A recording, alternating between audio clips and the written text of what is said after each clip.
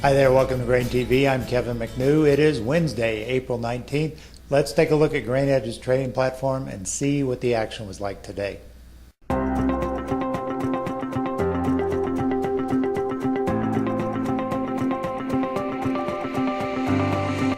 Soybeans were off sharply overnight thanks to weakness in Malaysia's palm oil market and China's soybean futures. This morning's opening bell pushed beans lower still and caused corn to give up its modest gains overnight. For most of the trade session, soybeans were holding double-digit losses while corn drifted lower.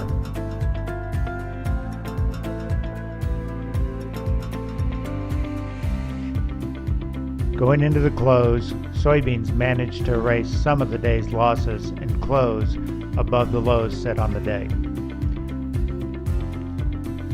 On the close. Welcome back. Let's take a look at some of the news that was shaping grain trade today. Let's start first of all in the crude oil market.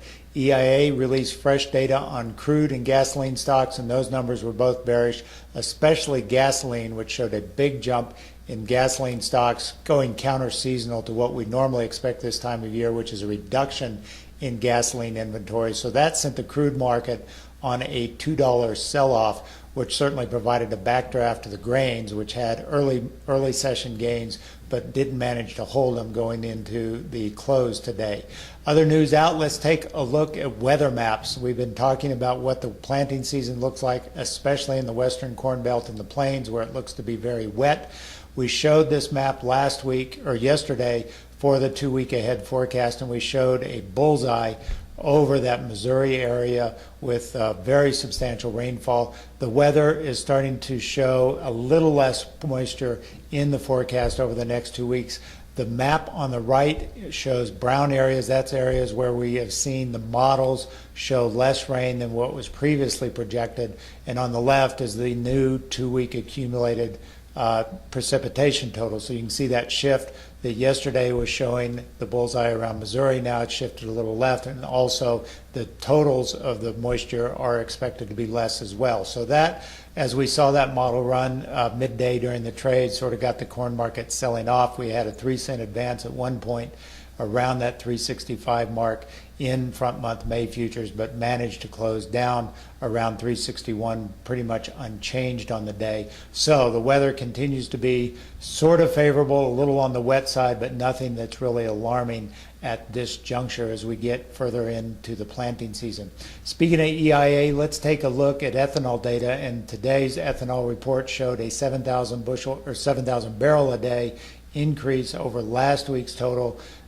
Year to date, we continue to outpace what we need to use to hit USDA's forecast. So USDA has an annual forecasted increase in ethanol of 4.3%. Year to date ethanol numbers from EIA are running at 5%. So certainly a positive note in an otherwise bearish market, but probably not enough to sort of stem the tide here.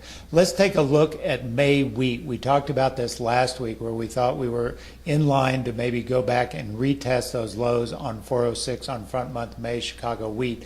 And today, continuing to grind lower, losing another 3 cents a bushel. I think it's still in the prime that we will probably go back and retest 406 before this is all said and done.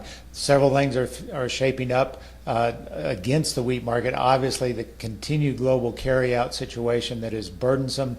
No real weather threats, a little bit of concern at this stage in Europe being too dry, but overall everything is suggesting just excessive amount of wheat in the global market. And then add on top of that the very good moisture potential we are likely to see in the southern plains, central plains in the next couple of weeks. So I think in all likelihood traders are going to start to pencil in higher yields than trendline yields as we move forward in the marketing year. So watch for that 406 mark as a pivotal point. If we break below that, then I think it's a quick turn to go below $4 on May wheat for the first time in quite some time. That's all we've got for today on Grain TV. As always, if you'd like to learn more about how we can help you in your own grain marketing situation, including lowering your commissions to only $7 a trade, visit us online at grainhedge.com. Have a great day. We will talk to you on Thursday.